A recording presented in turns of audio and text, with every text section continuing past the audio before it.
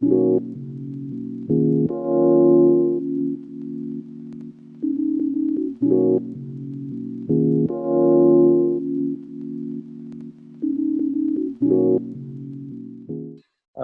name is Vincent Schipper. And I'm Klara from Duijkeren. And we're Studio the Future. We're it's always really difficult to explain, but first and foremost, we're a publisher of experimental books, and with this really kind of focused, like a lot of times people always call them art books, but we don't really make too much of a distinction between, let's say, artist books or art books or literature books or photography books or poetry. Those things we make the books that we think are really sincere from the author, and we want to kind of spread that out into the world. So that's us as a publisher. We're also a graphic design studio, and we also do a lot of artist in residency programs. We curate as well, and we do we make exhibitions, and we also help, let's say, governments to create more international cultural exchange programs. And so that's Studio the Future, which is fun. Yeah. I like your flexibility. Yeah. Because, sorry. Do you want to go to question number 2 or 3? Yeah, let's go to number 2, because for us, we really like the question. Okay. Because so what is the kind of, how do we get interested in art books or books and publishing in general? And what are the books that kind of inspired us the most? It's a really long answer, because there's actually a lot behind it.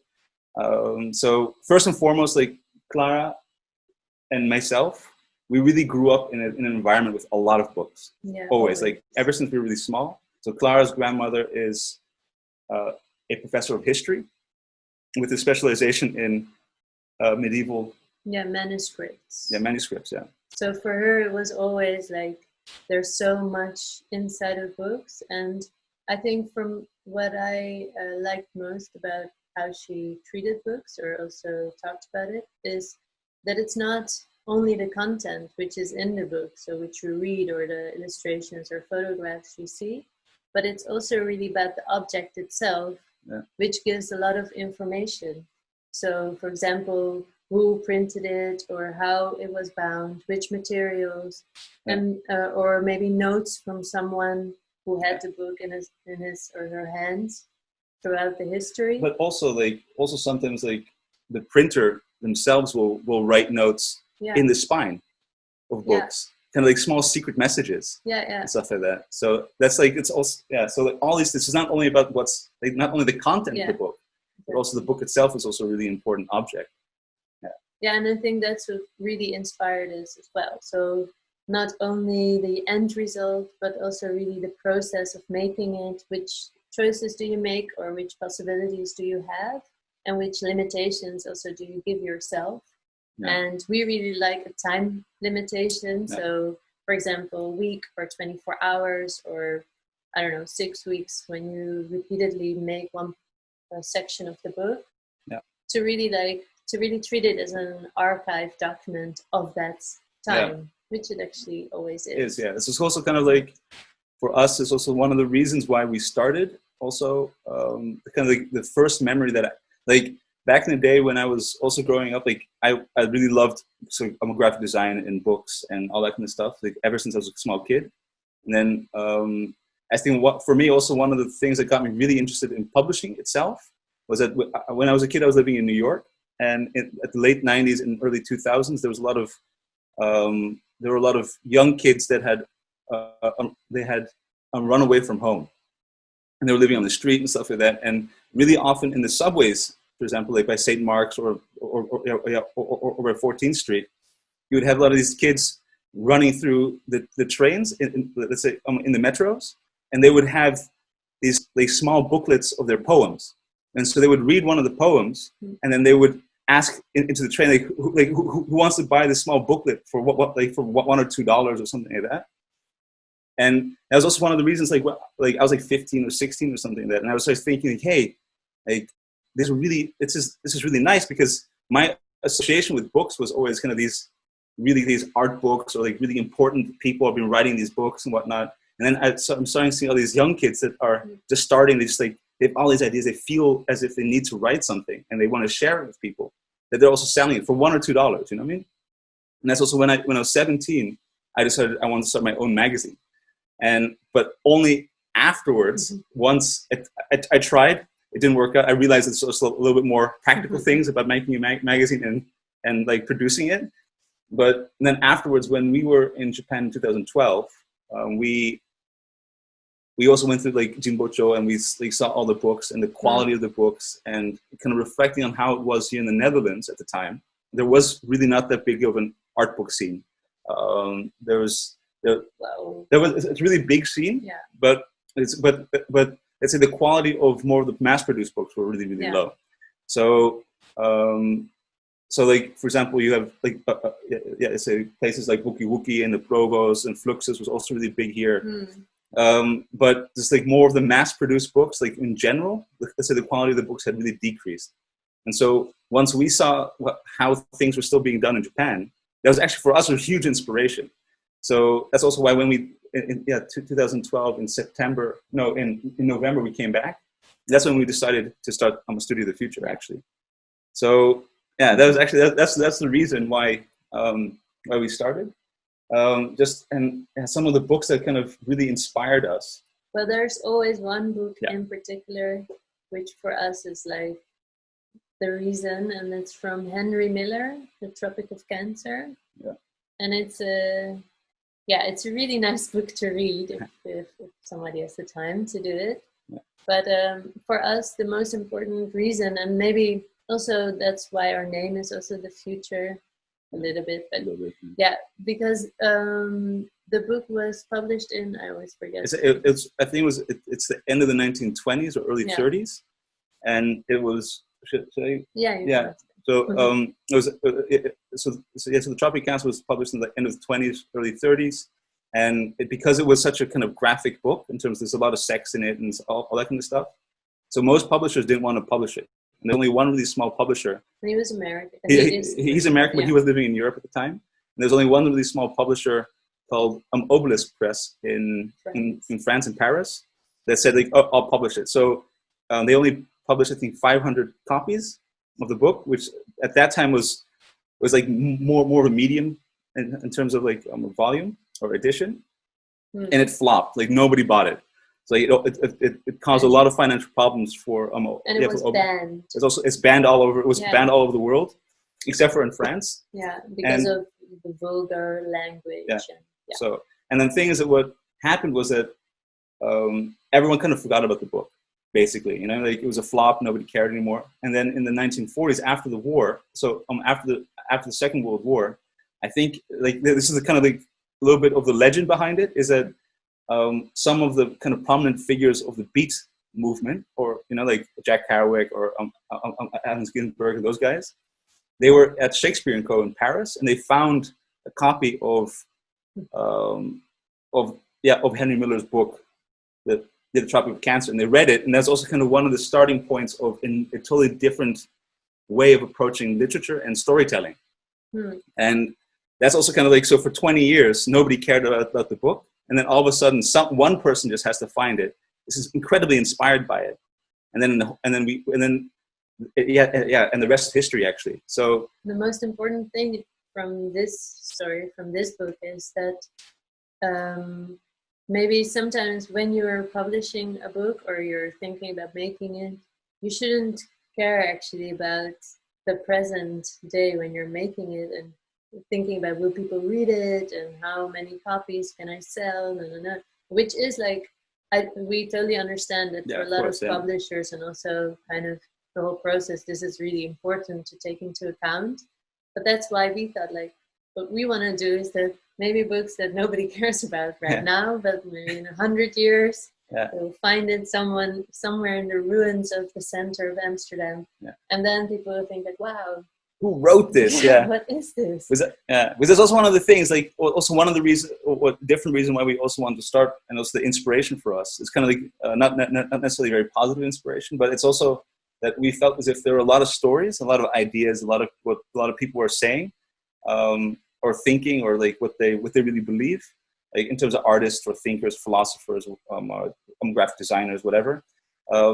Like a lot of those ideas weren't being put to paper. And the thing is that after 20 to 30 years, like if whatever is put to paper, that becomes history. And once that history is there, then all the other voices and other ideas just vanish into the ether. So that's also for us was kind of like, and for us it's kind of like, where are all the everyday ideas, the everyday thoughts of people? And that's also kind of why we really wanted to make these books. We use really nice paper, and we also try to design it as nicely as we can. But the main thing for us is also kind of to keep it very basic, really straightforward, and then through that also to make sure that we can produce them without so many problems, but also that people can buy them also later for as low as possible. You know what I mean? So like usually art books in an edition of 50 or 100 books, they're like maybe 30 euros, 40 euros, or 50 euros. And we try to keep it like we try to have it for 10 euros or 15 euros, so that also like people can also kind of still interact with the books. And that's also like, it's one of those things. It's one for us. One of the different really big inspiration is Ilya Kabakov's project, a book. So a book for their exhibition called The Palace of Projects. It's a really beautiful like catalog or book that's kind of, it looks like it's just like I think literally the couple had made the books themselves for the exhibition. So it's like a book of all of their drawings, just like put together, put like let's say just a gray hardboard on top, on the bottom, simple. And then just like taped it, and that's it. And what I remember of it, because I saw this, it's actually a big sculpture wherein there are all these projects. So kind of ideas for a better future, or And I was there in the exhibition, and I really loved it. But then it's this, it's this experience, which you then, you experience it, and then you walk away, and you don't really, you have the memory. So then I had this book where everything was combined in it. Yeah, it's like an archive of it. An archive of this experience, and I really loved it. And I remember, because I was quite like, I was thinking, oh, do I have the money? But then I just did it, and I was super happy about it, because now it's with us forever. It's like a Bible for us a little bit, you know. Like it's this idea of just archives, like putting stuff together, and then that has so much meaning for not only for yourself, like we know that like it's also, I think, one of the things behind the philosophy of Murayama Daido. You know, like we make the book and then we sell it, or we give, very often we also just give them away, and then other people start to connect the stories to them. You know what I mean? And they start to make the book their own book, and it becomes a kind of an archive also of their experience, of what they thought was interesting, of how their ideas have processed or progressed. You don't need to dictate that. No, exactly. People can do that themselves, or for now. But and that's also why so like those two books are for us like let's say the pinnacle. So Henry Miller's A Tropic of Cancer and The Palace of Projects by Ilya, and I always forget the wife's name. And the Kabakov family. It's again, you know, like that was kind of a bummer that I kind of forgot her name. But anyways, so the longer term research project that we're doing is about the emergence of, let's say, publishing and more of the independent presses, and also the independent publishers here in Amsterdam. And one of the things that like a lot of people always see these old books from, let's say, the 17th century or 18th century, you know what I mean? And they're these really big, thick, like tomes, you know, like with like leather bound and super expensive. Very heavy. Very heavy. And so everyone always thinks that all the books back in the day were these kind of really expensive, heavy books.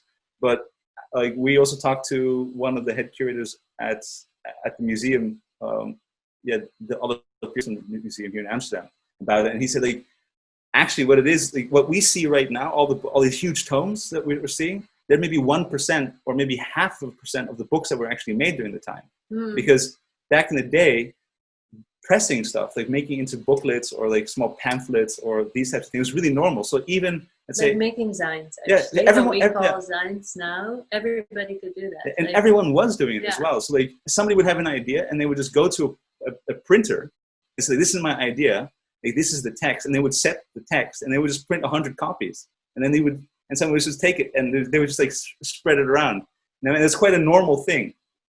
That's also kind of vanished a little bit. No, but more like all those books probably, they just didn't survive. Because the quality, of course, the quality was less, or maybe fires. Or I don't know. The thing is fires, but also there was like one of the issues was like a lot of those tomes like are really expensive, so they were also kept a lot nicer. And then all these smaller zines and these things, they were seen as more ephemeral, you know, like they're kind of like they're flyer types of things. So so people didn't really keep them for so long. But that's also why, also for us, is really interesting, kind of this thing about the art book and how it has kind of changed now, is that even these zines or these small pamphlets, people see the importance of trying to preserve them.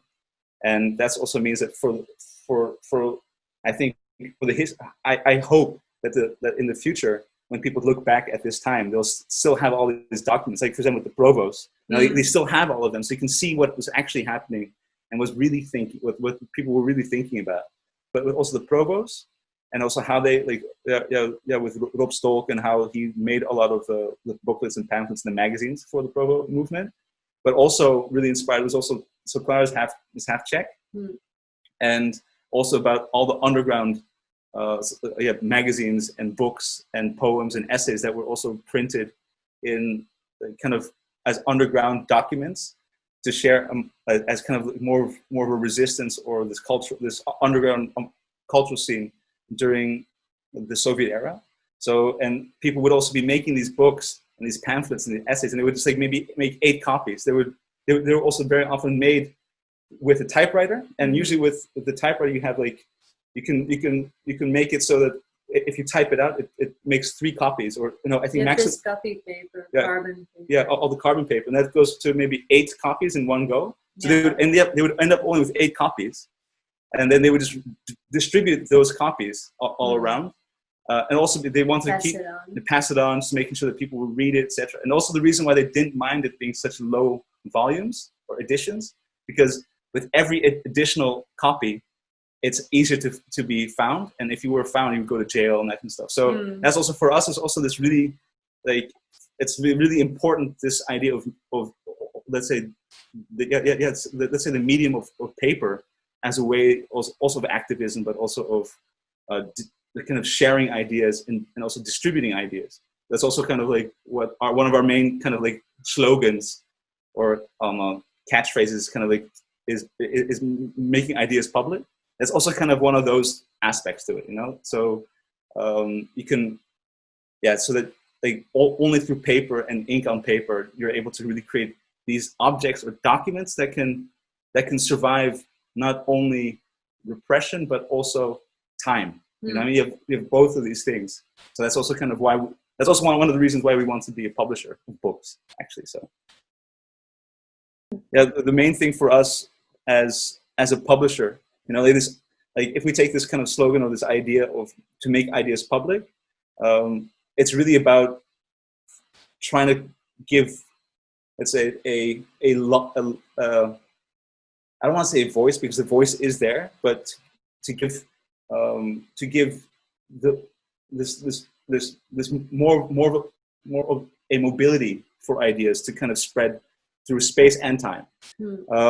And so that's also kind of like how we started. Like this is how we start. Like that's why we explain how we started. But like we first started as a publisher, and then slowly, when we thought like, all right, we just have to have these ideas. Like we had a lot of friends around us that had really interesting ideas about graphic design or art or architecture, and we started publishing those things. But then we also realized that we also needed to give more, not only just the book form, but also the space and the time to allow for things to happen. So that's also one of the reasons why we started to organize artisan residencies, was because we thought, all right, we're now a publisher and we can put the ideas onto paper, but we also need to give space for people to allow the ideas to mature a little bit more so that they can be put on paper. And then because of that, we also said, we realized that, like, on the one hand, a book can be an exhibition, but sometimes you also need to have that space of an exhibition to kind of, again, communicate an idea properly. And so that's also why we started doing then exhibitions, actually. And then through that, we realized, let's say, what the power is of culture and the arts for also for in this specific example, then for regional revitalization projects. It's also the artist in residence, also why it's really, and also art fairs and this kind of stuff.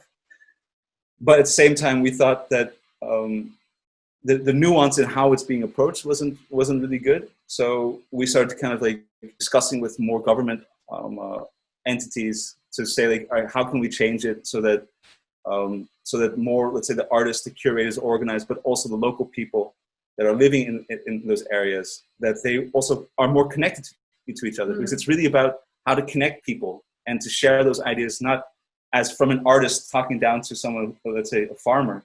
They're the same, and they have a different experience, they have a different perspective on things, but they're equal stakeholders in a very complex system of the world, basically. So it's really important to kind of like bring those voices together. That's also why we started making more like small booklets also for people. Like if we do an artist in residency, we organize something with local governments. We also make these small booklets of explaining how that works, not only for the people that live there, but specifically actually for the government officers and after. But also because there's so much happening when you organize a residency for all parties involved. So there's a lot of knowledge and experiences and maybe mistakes or things that are very successful.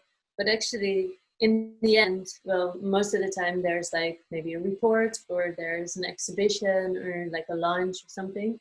But there it kind of, then it ends and the artist goes back home and the project is finished and there's a next thing next year.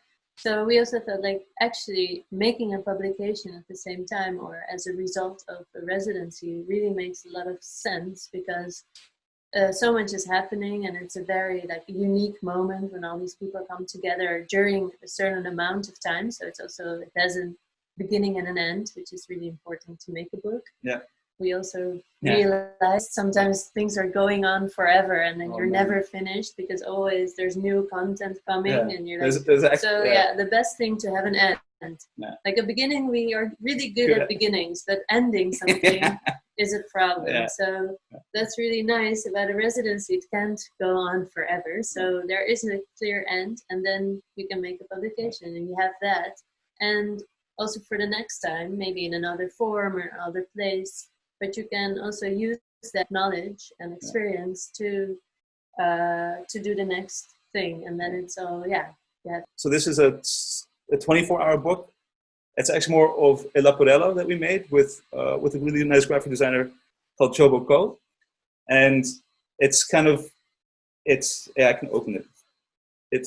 So the idea behind it is always that within 24 hours, so the person we invite can't think about the book.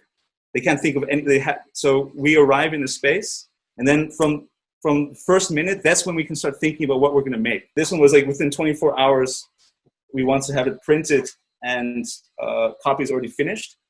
So this is and so it was a graphic designer, and he had just like, and you're only allowed to use what's in the studio or in the space. So this was done in our studio, and a different book we made with a guy called. An artist called Simon Keizer. Simon Keizer. And he, and with him, we were in a different space in the house with a lot of like really odd trinkets and antiques. So, and based off of, so all the content has to be made also in that space. And we don't allow people to use the internet. So everything has to be from the space itself. And actually the philosophy is actually also behind it, that sometimes you think like that you need more time. So you have an idea, you do it, and it's actually quite nice. And then you think, oh, now I have to kind of maybe redo it or think about it longer, or then add something, or and then you don't like it whatsoever, so you start all over again. But actually with the 24-hour book, because you don't have the time, so every idea you have, that it has you have to to be, go. you have to go for it. Yeah. And actually the idea behind it is that this actually doesn't really, it's just a choice that you make, and it doesn't really kind of diminish the result, because it's just what you think at that moment. So I think that's really nice also, that I mean, a lot of people, and also with this graphic designer, he tends to overthink things, and then also sometimes when he shows us something, and actually then I like the first draft more than after 2 or 3 weeks, because then it's so much thought about and added and make it more complicated, and the first thing was quite like straightforward, and it really made sense.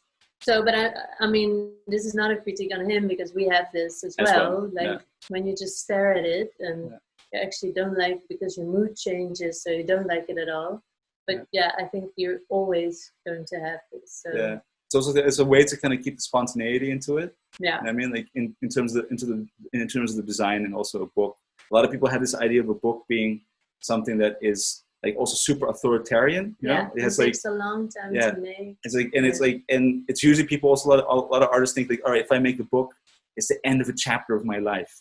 You know what I mean? It has to be perfect. It has to be perfect. And the thing is that but it's never gonna be perfect. It's like literally like it's never like like ever since we started also making our own books as well, like publishing, and we also started going through all these other books like from Hunchicotts or whoever, and you start to seeing all these small mistakes in them. You know what I mean? And it's kind of like, hey, everyone makes mistakes constantly, so it doesn't really matter. So it's like, it's just to make sure like you just like go out there to trust in yourself, believe in the idea, and just go for it and make it, so people can see it, people can interact with it, and maybe somebody else will learn from it, and then you'll also learn from that interaction with the other person. And that's for us, like that process is really important. I do have to say we're also working on a book with the photographer. It's been going on for like 4 years now. So it's also like, maybe that's also one of the reasons why we want to have like the 24-hour book like format, so that we can feel a little bit like, all right, this one book is taking forever, but I think we'll never finish. I don't think we'll ever finish it either. Okay. It's okay. We'll see what happens. It's like, it's also really nice, like to have the book that never ends. You know? It's also nice. Maybe we should do that. Cool. There's a few other examples of books that we've made. Can I explain how the process was of making the book?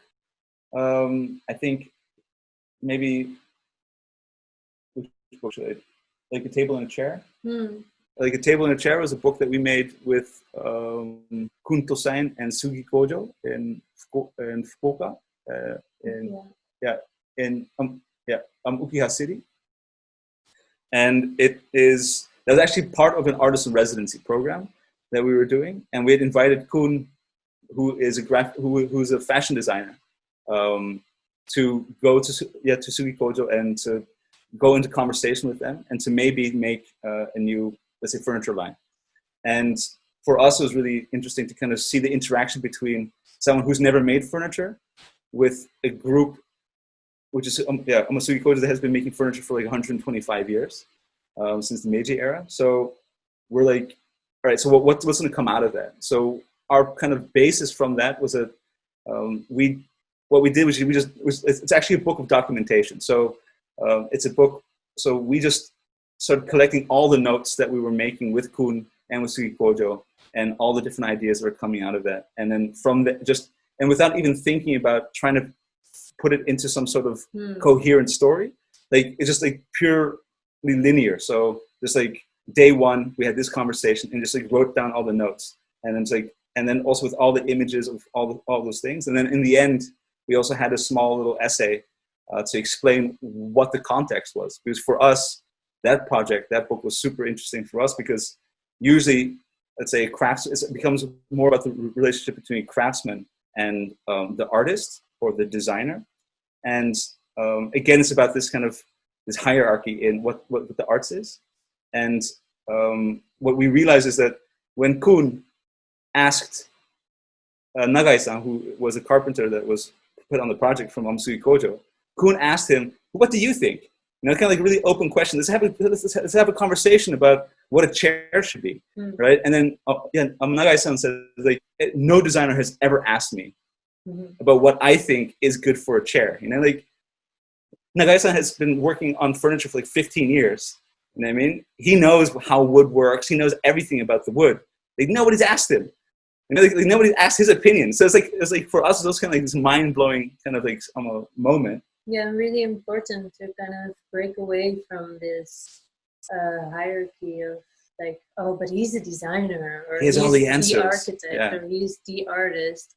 So he or she, they will know what to do, or their kind of opinion is more important because we don't really believe in that. Like everybody's opinion is important, and everybody has a different perspective, or also knowledge, or So it's always about this value aspect. So like it's also what that book. So. Yeah, so it's about that book. It's like what the book's like. It's about a table and a chair. It's like no frills. We didn't want to put anything also in the book. We didn't want to put any kind of excessive design in it. So it's also very straightforward. So that's one book. Another book, totally out of left field, totally different, is Woodcraft. It's a republic. So we republished a book by a author called Nesmak. He's from like 1868. It's a book.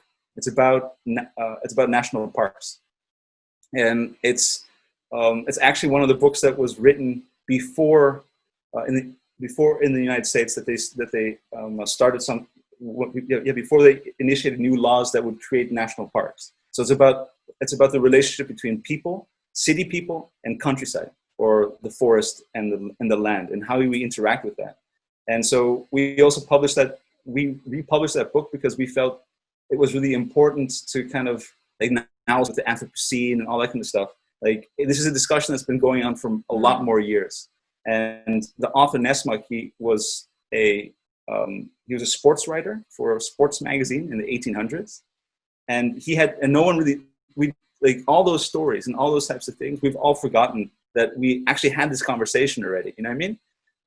And that's why we want to bring that book out again. Say like, hey, like there is a different way to approach how we look at nature and how we interact with nature.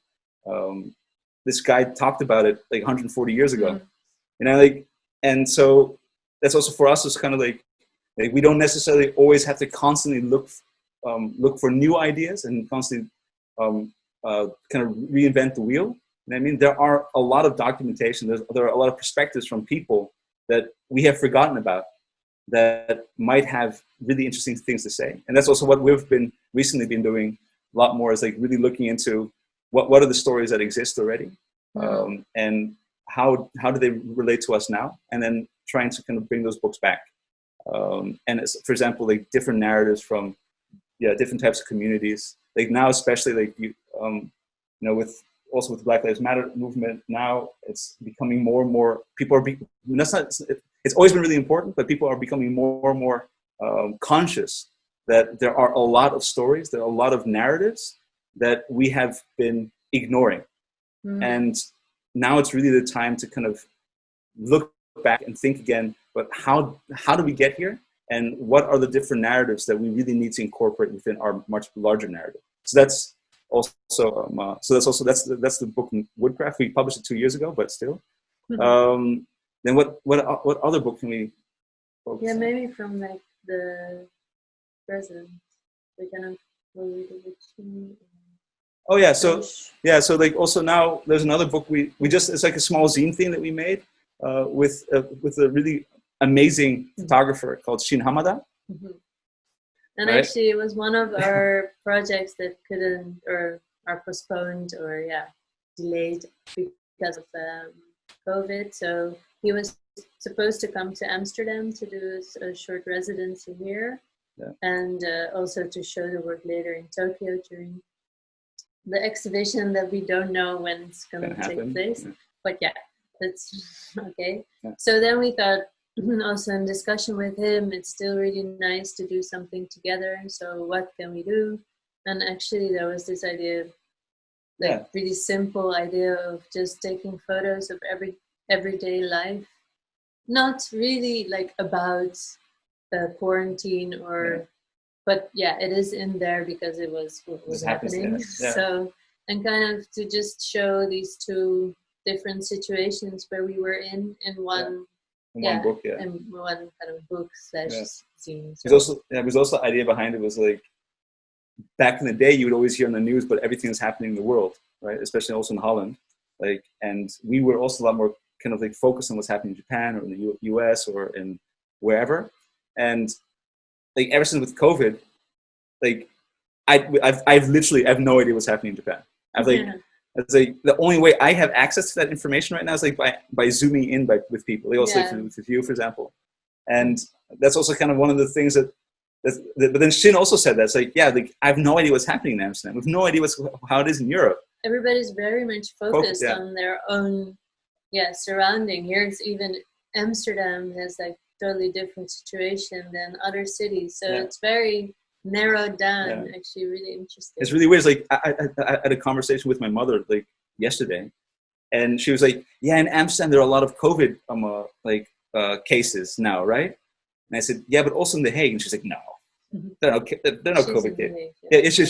She's in The Hague, and we're in Amsterdam. And she was like, no, there are no COVID cases in The Hague. It's like what? Like I don't really understand what's going on. Like so, like you have all this also misinformation about stuff.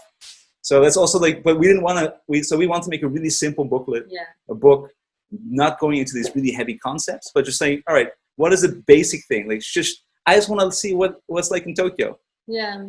And she just like, I just want to see what looks like in Amsterdam right now. So that's it. So and then we just printed it here in our studio and just put it in a box and send it to Tokyo. No, that's it. And now that's there. And maybe another really nice example is the book 1D that we did with Yamandu Rose. It's one of the first books in terms of the process of how we got there, how we made the book. Yeah. So Yamandu he's a very inspiring, also really great photographer here in Amsterdam. And when he was much younger, like maybe like 16, 17, he always would go to a certain party of kind of a hip hop party in Amsterdam. And he would take a lot of photos there. But it was in his archive, and he didn't really know what to do with it. But he wanted to do something with it. And so he heard about us, and so he just came over and said, like, hey, these are photos. You want to do something with them? And then we said, like, it's not one of the first books. No, it's one of the first 2016. books. Oh, it's not one of the first books we made. No. Okay, it's one of the first. It's one of the first photography books we made. Yeah. It's also definitely the first book we made with Yamandu. That is the truth. True. That is the truth. Is like, and then he just said, like, hey, just take the photos, do what you want with them, and imagine what you're going to do with them, and then. And that was really nice. Like when somebody gives you kind of carte blanche to do, and just like you do the selection. And I mean, there were some little things where he said, like, I would like to have this photo in, but that no, but really like minor kind of influence on selection and order of photos, because what makes it then really interesting is that you are really having like this conversation, or like he made those photos for a reason, of course, but we don't know all those stories. So we again made our own story of his photos, and then we put that in a book, and hopefully then again people who see it, they can think of, oh yeah, and they see totally something different. Yeah, that's also really nice. It's kind of like, that's what he also really liked about about his response. Yeah. So Yamandu's response to the book was like, oh wow, I would never have done it like this. This is really nice. You know, and it's also, it's like, chill, you know. And I mean, we really love collaborating with people. Yeah. But sometimes it's really nice if someone just gives you all material and then doesn't like one thing. Yeah. But otherwise, you end up working on a book for 4 years. You know? So, yeah. So no, it's like why, and you have to go discussions. Yeah. But which can also be nice. It's also going to be nice. It helps us grow, especially with our patience. Yeah. And then another book that we also made, which actually it's going to hopefully be published soon, is a book we made with, is again a photo. Now, you know what? We're not going to talk about that, but This is again a photo book. I don't want to talk about a photo book again. No. There's a different book called No Sense of Urgency. Right. So, and this is it's actually, what we're doing is that we're publishing chapters. So the author, Abbott Patricks, sends us then like per chapter. There's the book per chapter, and then we just publish it. And then once the author's then finished with the next chapter, then so the next chapter is then we design it and we print it, and then it comes out. And actually, this is how it was done, of course, with the serial. Yeah. Then you just like a magazine, which would only come out, I don't know, every 2 months. Yeah. But imagine that you have to wait for a next chapter, and you're like, what's going to happen? Yeah. So you have to wait a year. It's nice. Yeah. So that's also really nice. So that's another book that it's like the book isn't finished, but we're bringing it out anyways. That's for us also interesting as a way to kind of how do you kind of rethink also a little bit more the time scale of a book. Maybe the magazine. Oh yeah, and also another thing is that we're doing a lot of things. But there's another thing that we're doing now is also with, maybe you can explain this better. Yeah. So last month in July we had 6 workshop sessions with about 6 girls in the age of like 13 till 16, 17. And it was really about like making a magazine and kind of explaining like how does this work, and what are the different things that how can you make content, and really about also how do I reach out to people who want to interview, or what is the effect of certain choices that I make, but really from content making till like editing until like graphic design. So during those 6 weeks, we were like an editorial team, and it was really nice. We learned so much also about the perspective of teenage girls, which is I mean, we it's had just totally different from our perspective. It was a lot of fun, and also we learned so much, and it was really like I think a good mix between like feeling really comfortable with each other, but also like hard, serious work.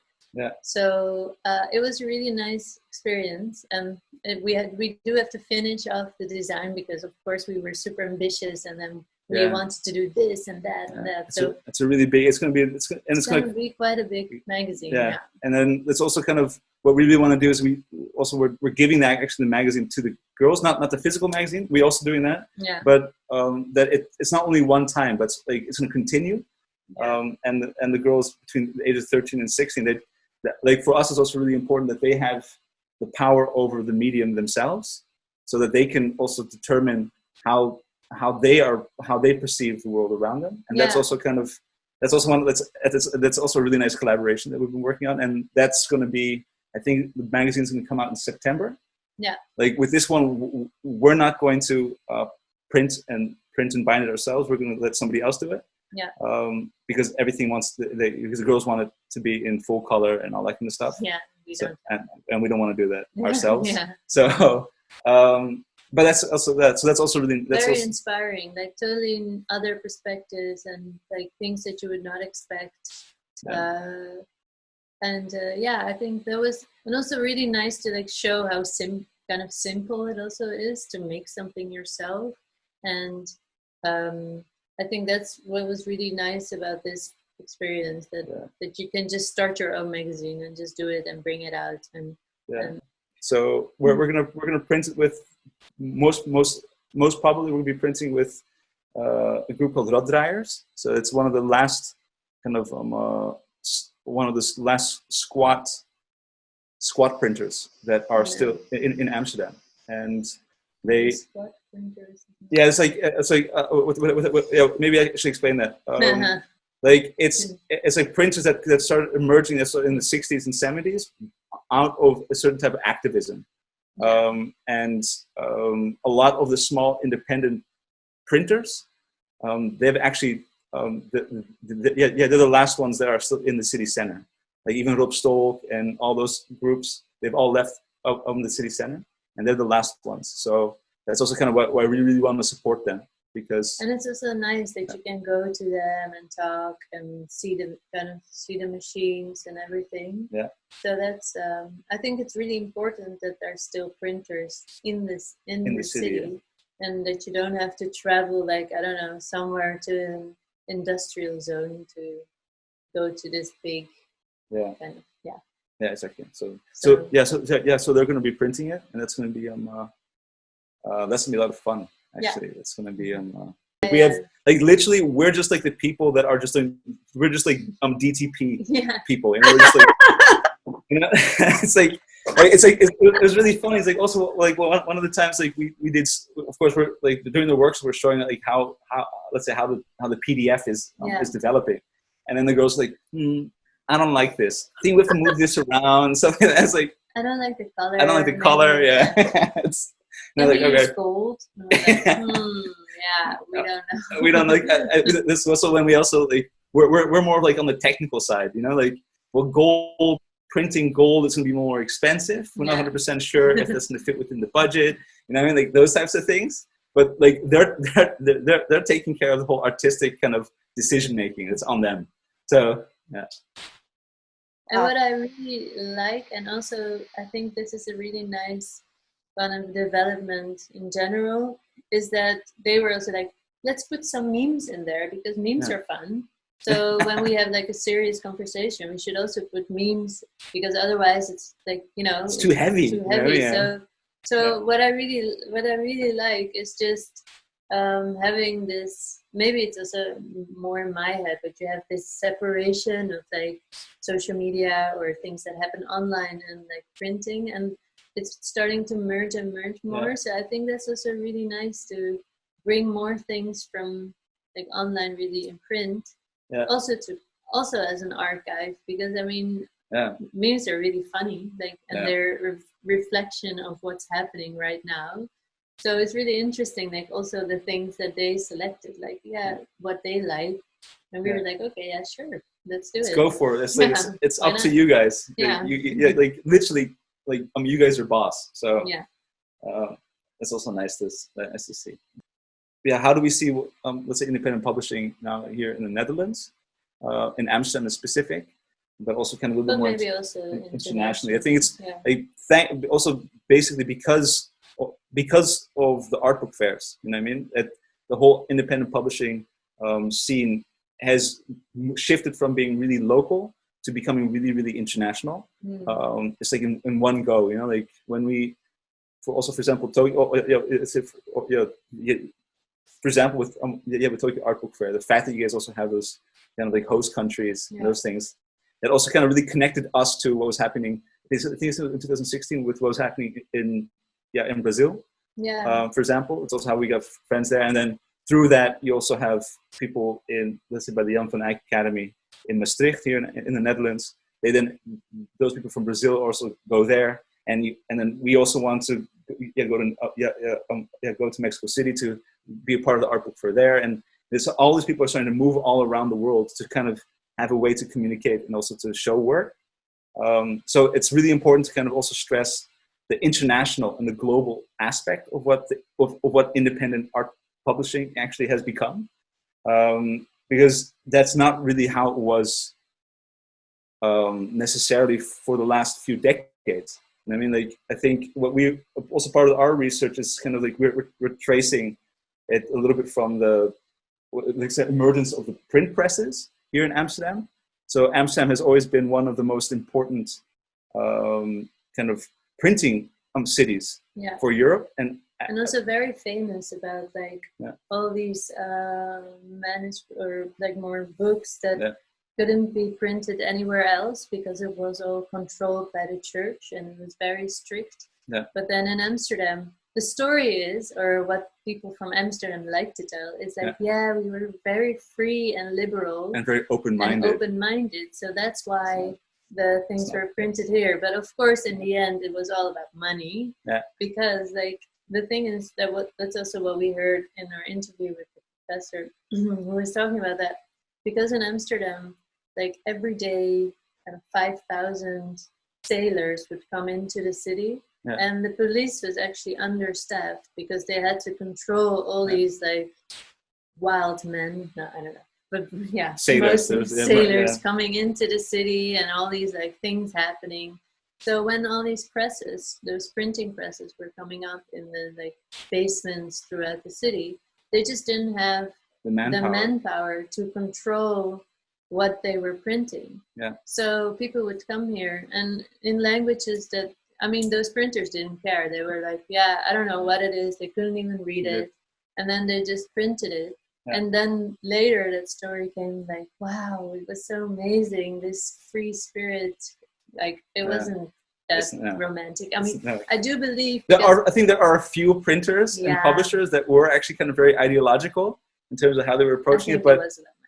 But in the end, I think I don't think anybody would like. It's also one of the examples that also kind of communicated to us by I think it was Amelia Sitziat. She's associate professor of in the art history department at the University of Amsterdam.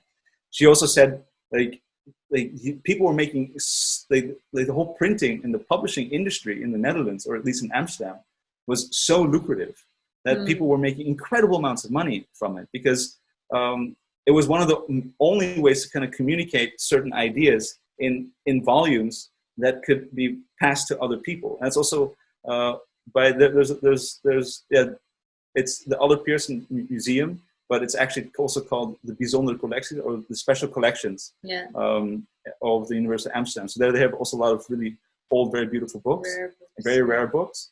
And they're also saying like, that's also for them, they've also started noticing is that the way that they describe the 1600s and the 1700s here in Amsterdam, in terms of the volume of things that they've published and how many zines and all those types of things, they see that's a huge similarity of then and now in terms of what the whole publishing scene is like. Because everybody was super eager for new information. Yeah. So that was, in Amsterdam, there were a lot of quite young people who had a lot of disposable income. So, and they were really interested in everything. So that's why there were many, many bookshops. And what we really like, and that is kind of one of our dreams, but we have many, but that a bookshop here was open until midnight, and that you could really go there. This is the 1700s, you know what I mean? Like, it's kind of so like nice. And now we're here like with 6 o'clock we're closed. Like, makes no sense. It's ridiculous, actually. But there, and this idea of going to the bookstore, maybe meeting someone there, talking about the book or the content, and have like heated discussions because of this book that you have in your hands.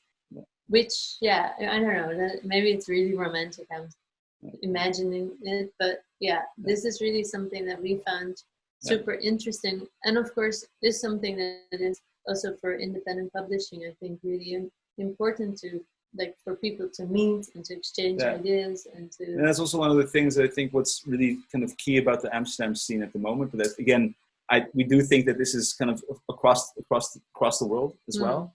Is that you have a lot of younger people that have a lot more access to different types of printing presses. Also, let's say the digitization of a lot of the tools to make books. So like Adobe Suite, InDesign, how easy it is to actually start to kind of design stuff, but also get things ready for print. But also the shift away from offset. So I think that's also that has had a huge impact. Like it has such a huge impact that even that now, like back in the day, like when we first started 8 years ago, like nobody really knew what a risograph was. But like now everyone has a risograph and whatnot, and that's also one of the main reasons that I think the whole kind of scene and the whole culture really kind of developed here so quickly. But it's become so much so that now people are going back to offset. You know, maybe people, it's kind of like everyone's like, like so do it. I want something different. You know what I mean? Yeah. So that's also one of those funny things about it. I mean, it is all about volumes, right? Yeah. Because like that's also for us, like because we don't work with distributors, so then you have this volume issue. Like, so you can make 100 copies, 50 copies, but as soon as you want to have your books distributed, it is total different Yeah, but also I think it's ball game, I want to say. Yeah, but I think yes, there's different. Yeah, but I think it's also a difference in like a lot of, let's say, publishers are having a lot of, let's say larger publishers are having a lot of difficulties. So there's also a shift, I think, around 10 years ago that a lot of like larger publishers were very risk adverse, so they didn't really want to take a lot of risk with what they with books, etc. So sometimes even, let's say, larger publishers would ask the person who's coming to make an art book, for example, that artist or that collective bring money to the publisher. So, and that's kind of, and because of that shift, I think 10 years ago, a lot of younger artists and designers and whatnot started saying, like, if we have to bring them the money anyways, why don't we just make it ourselves? You know, so then you start having this kind of a lot more stronger thing of like, you know, we can self-publish. And I think also slowly this distinction between the authority between, let's say, a book published by, let's say, a university, whatnot, and something that's self-published, people are looking more at the content rather than who's the publisher.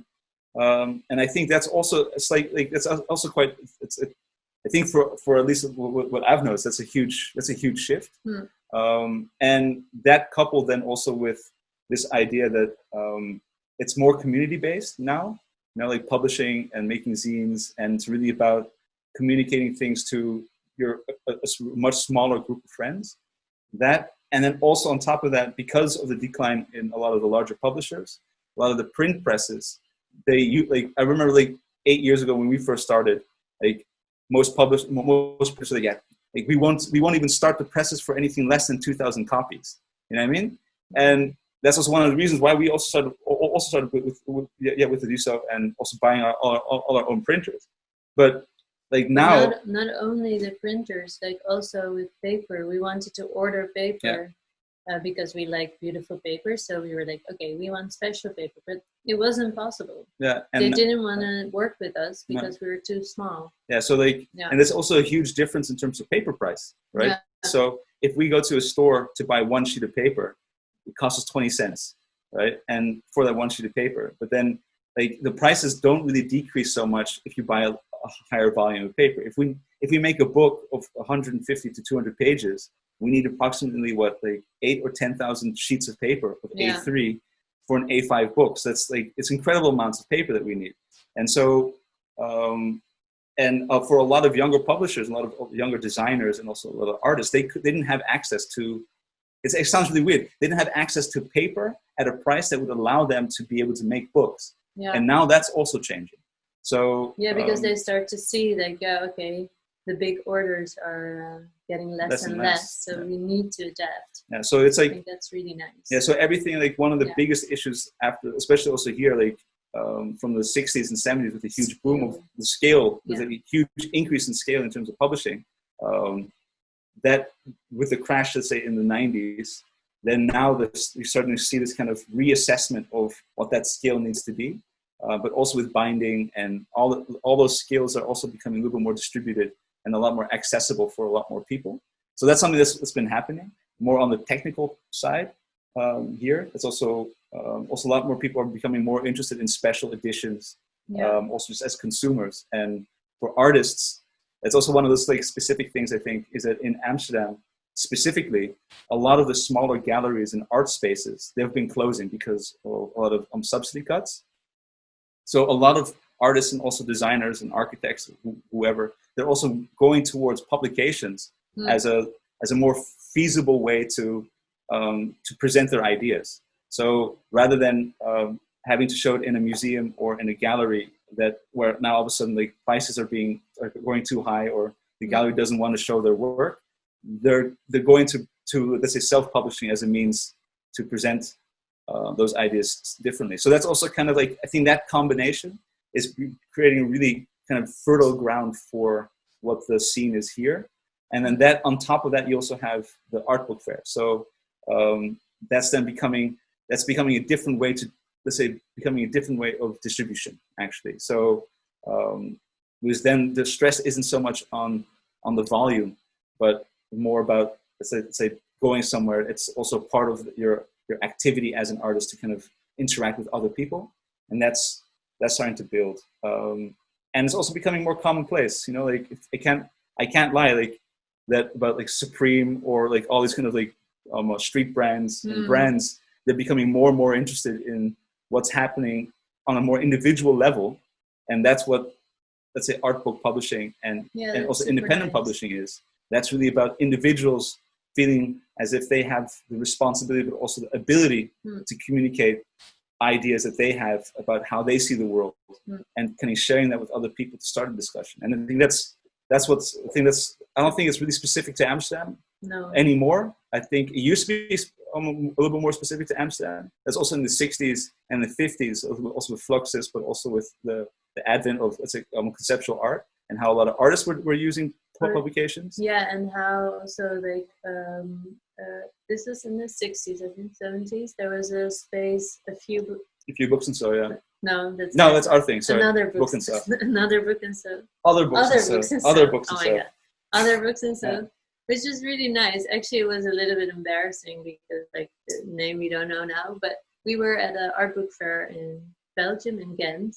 Yeah. And there was a really nice art book maker next to us who didn't speak Bernard, yeah. But like this real, it's like he's a super great guy. And very Belgian. He couldn't speak any English and we couldn't speak French. So we were just smiling at each other. And then the last day, his wife also came and she could speak English. So we were like talking to her and she was like, okay, you're from Amsterdam. And wow, there's such a long history. And it was such an important place when like we were younger, or when my husband was really starting his career, because there was this place, Other Books and So, and this was like a gallery space, but also a bookstore and kind of a place for performances and gatherings and everything. And we were kind of like, maybe it's us, I don't know, but we actually didn't know it. So. We didn't know at the time, but afterwards you started having a lot of like also Stedelijk was becoming more interested in these types of spaces. Yeah. There's one also in London, there's also one in New York. Those not of the same person, but same types of spaces. Yeah. So we were like super like blown away by this place, because like all the famous like Sol Lewis and Lawrence Wiener. Yeah. International artists really like not started there, but it was a really important place for them. Yeah. So we were also also Seth Sieglau, for example, that's also really involved in those spaces, and that's also kind of like that's was then, and that's really kind of like the whole community aspect to it. Yeah. And that kind of vanished a little bit. Yeah. Became a lot less important for a lot of the arts. I mean, like a lot of like already since the 20s, or like at the end of the 1890s or so. Like a lot of galleries were using art books or let's say monographs to be able to sell more conceptual, or not, I can't say conceptual, but more less realistic, so more abstract or surrealistic artwork to kind of present those works in books, to explain the works to collectors.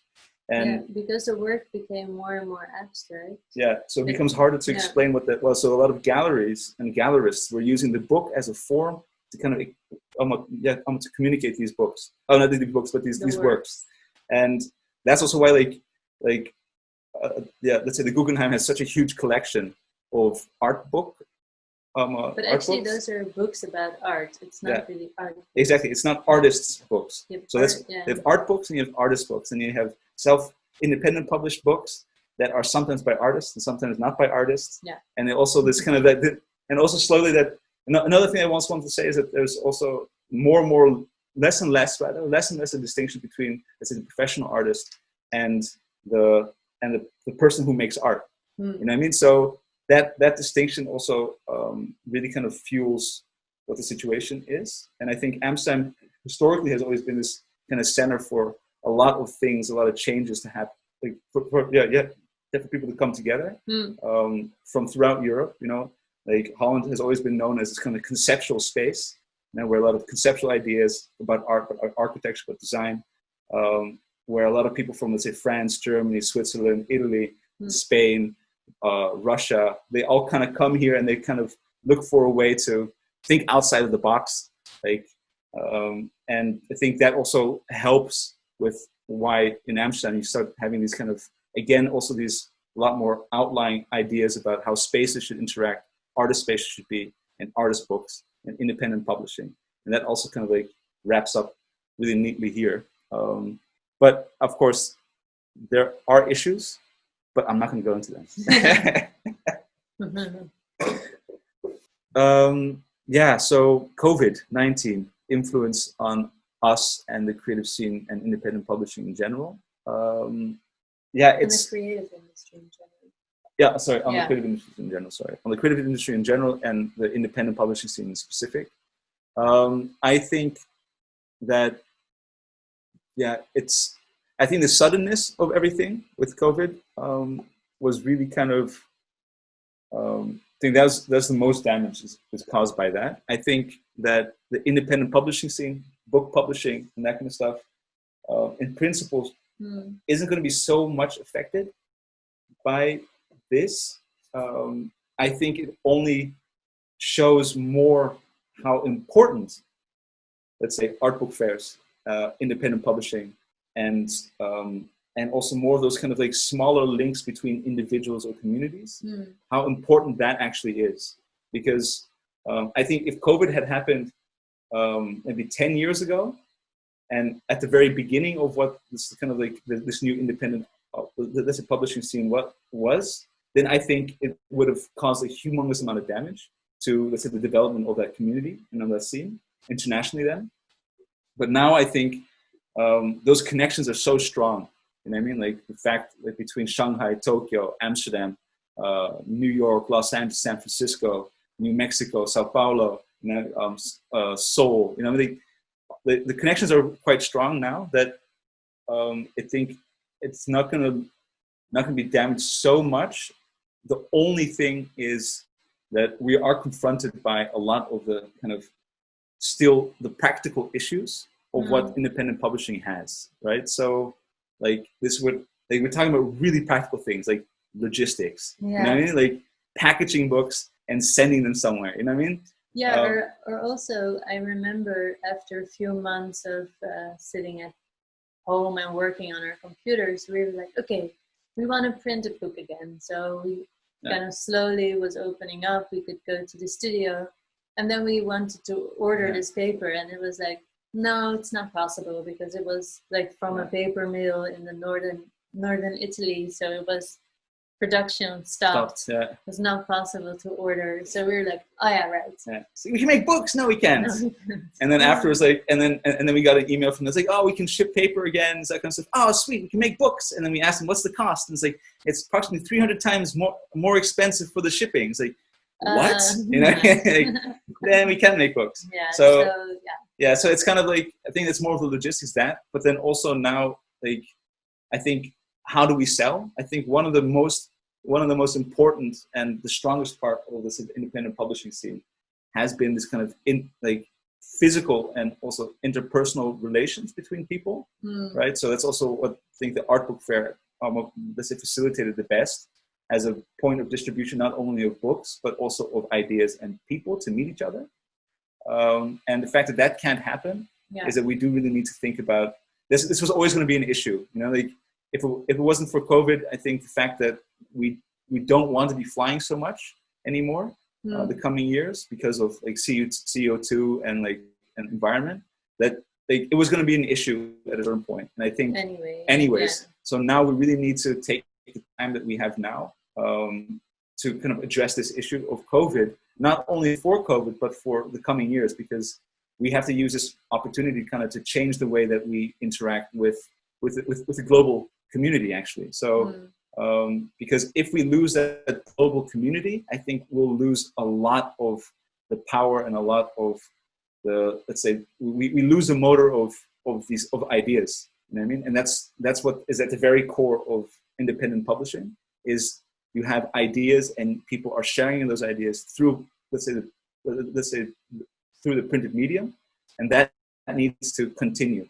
But if we as, let's say, global community don't interact with each other anymore, so that I don't talk to you anymore, you know, or I don't talk to friends in Mexico or in New York, whatever, then you start to have these kind of bubbles created, and that's not very useful because And then I think if that happens, then slowly you're gonna see the independent publishing scene kind of get hurt by that as a community and not as, you know. So, and that's also kind of what we started noticing now more and more, is that our access to books, our access to these ideas is becoming more and more diminished.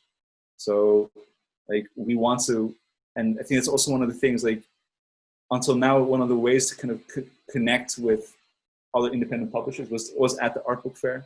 That's also where you could buy the books. We need to start thinking a lot harder about how we can better create more, how we can create better distribution systems. And yeah, that's, I think, one part of it, because I mean, if I'm looking at your buying history of books, I buy a lot of books. He buys a lot of books, like online. I don't care. I'm talking about globally. Yeah, so yeah, it's kind of like. Wait. So I mean, I think there's not a big problem there. So maybe also for ourselves, we need to think a little bit more how to present ourselves online, because we're not super good at that, but we can work it out. Yeah. But what I find harder is also when we look for people to collaborate with, and we like to kind of meet new people or see work, because that's a little bit how it goes, right? You see something and you're fascinated by it, but really because of your connection with it, or what happens when you see it, or you talk to a person and just like a coincidence, you meet someone and then you get inspired. And I think that's what is now missing.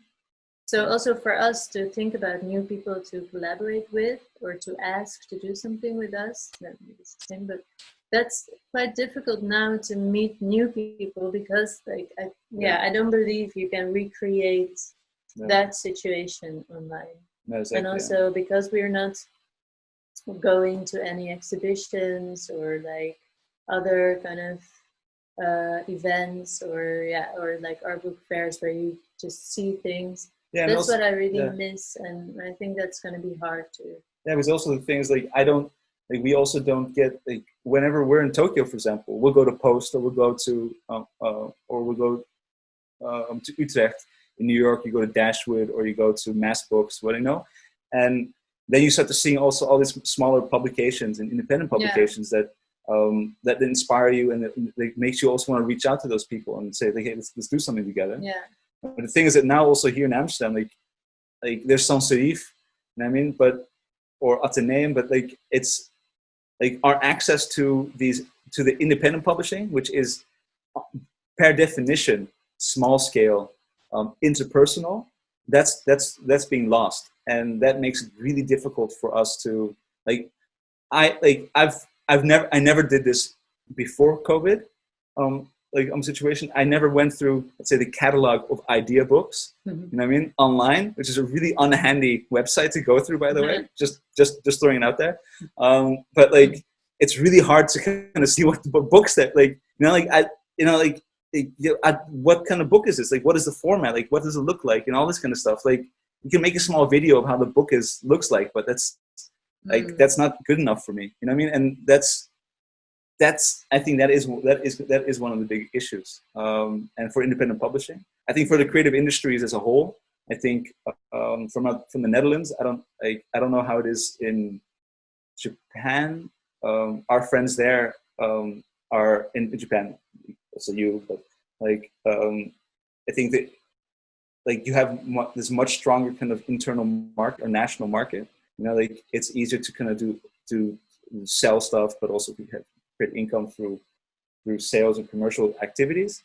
But in Holland, the community is really it's a really small country, and we really rely on international exchange and international commerce, actually, in everything.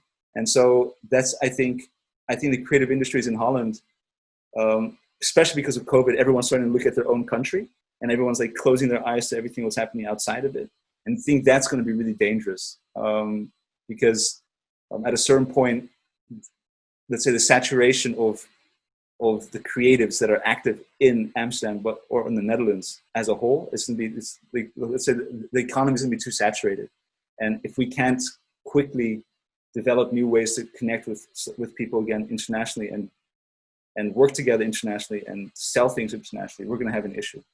But on the other hand, I do think it's quite interesting what's happening also in the creative or cultural sector. We already have like at least one friend who said, I'm just going to do something completely different. Yeah.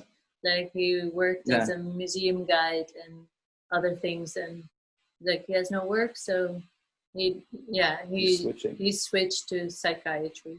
But like, and he was like, I'm totally fine. He really likes it. So, and I think maybe on the side he can still do other like cultural things. And I don't know if I don't think that's a bad thing. I think that's actually really interesting because maybe it opens up much more, and people, and what I think would be really nice if you have all these connections between the different sectors, because now it was also quite closed, and you know, this like everybody knows each other and like kind of also doing the same things over and over again. So in that sense, it's been really nice. Actually, so like if you maybe we can also like creative industry, that's also kind of like so specific. If you're saying, you know, like what happens if we start thinking about, let's say, in hospitals or in daycare or in let's say elderly care or in all these other different disciplines and other sectors that we also kind of get involved. And I think that's also one of those things with independent publishing. It has that flexibility. You can do something with that. You know what I mean? You can, because there are also ideas, there are also voices, there are also kind of imaginations about how the world can be. And if we collect that and also start to distribute that a little bit more and to communicate with different sectors and different aspects of our lives, then I think maybe therein we can find some sort of a solution to what the problem is of the creative sector, because or the creative industries, because it's like that's also one of the things, like one of our criticisms has always been, you know, like what is creative industry? You know what I mean? Like you can also be very creative as a doctor. You can be creative as a person who takes care of let's say handicapped people. You know what I mean? Like you can be really creative, and there are all these different solutions. And the fact that like a lot of people within the creative industry really see themselves as, we're top management. We're thinking with our head. We don't want to get like involved with all these other things. I think that's also kind of a hubris that we're actually now also maybe getting confronted with. You know what I mean? Like it's biting us a little bit in the ass, saying like you get like creative industry's always kind of seen itself as really important, and I think it is really important, but only once it's also connected with other aspects of everyday life, and that and maybe that's also one of those things we have to reflect on, and that's also kind of like the positive aspect of COVID. It's like we're still some of us are at home about it, like, from the creative industries, especially here in the Netherlands. So let's think about that a little bit more and have a little bit more outreach to see how we as a sector can have a positive influence on other people. So to also save our own industry. So use our creativity.